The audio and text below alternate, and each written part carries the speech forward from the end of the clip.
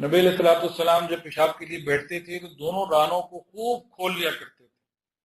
اس میں دو فائدے ہوتے ہیں، ایک فائدہ یہ ہوتا ہے کہ پیشاب آسانی سے نکل جاتا ہے، اور دوسرا فائدہ یہ ہوتا ہے کہ چھینٹوں سے انسان کا بچاؤ زیادہ ہو جاتا ہے۔ تو دونوں چیزوں کو فائدہ ہو جاتا ہے۔ اچھا، اگر پیشاب لگ گیا اب کیا کریں؟ پہلے تو پوری احتیاط کرے کہ نہ لگے، اب لگ جائے تو کیا کریں؟ لگ جائے، اگر جسم پہ لگا ہے تو وہاں پہ پانی بہائے، اور اگر کپڑے پہ لگ گیا ہے تو اس کو اچھے طریقے سے جو ہے نا وہ پاک کرے۔ اس میں کسی طرح سے بھی کوئی نرمی نہیں ہے، پاک کرنا پڑے گا۔ یہ جو کپڑے کے اوپر پاکی ہے اور جسم کے اوپر پانی کا بہا دینا ہے، یہ کیا ہے؟ یہ حضور صلی اللہ علیہ وسلم کی برکت سے ہمارے لیے، میرے لیے، آپ کے لیے، ہم سب کے لیے آسانی ہے۔ پہلے ایسا نہیں تھا کچھ امتوں میں۔ ذرا غور سے سنیے، حضرت ابو موسیٰ اشعری رضی اللہ عنہ کی روایت ہے کہ بنی اسرائیل کو جب کپڑے وغیرہ پر پیشاب لگ جاتا، نجاست لگ جاتی، تو دھونے کے بجائے قینچی سے کاٹنے کا حکم تھا۔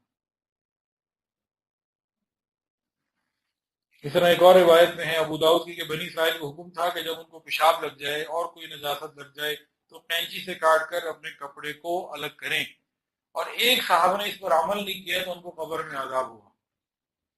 ہمارے لیے کتنی آسانی ہے کہ اس کپڑے کو بار بار دھو لیں، کوئی مسئلہ نہیں۔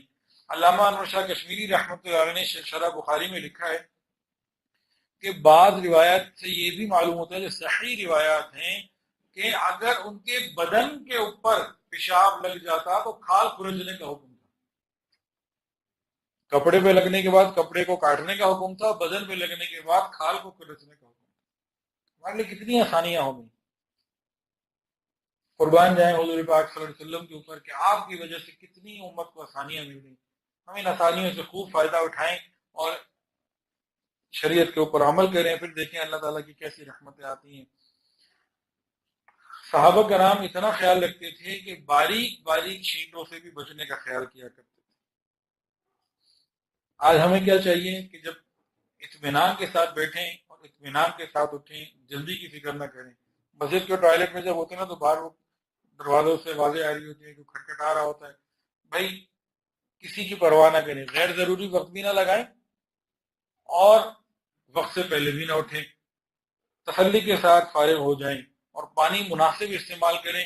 اچھا، جو عام ٹوائلٹ ہوتے ہیں جیسے بیت الخلاء کے، کامن مسجد کے، یا عام جو عوامی پبلک ٹوائلٹ ہوتے ہیں، وہاں بدبو بہت ہوتی ہے۔ اس کی ایک بہت بڑی وجہ یہ ہوتی ہے کہ اپنے کیے پہ پانی نہیں بہاتے۔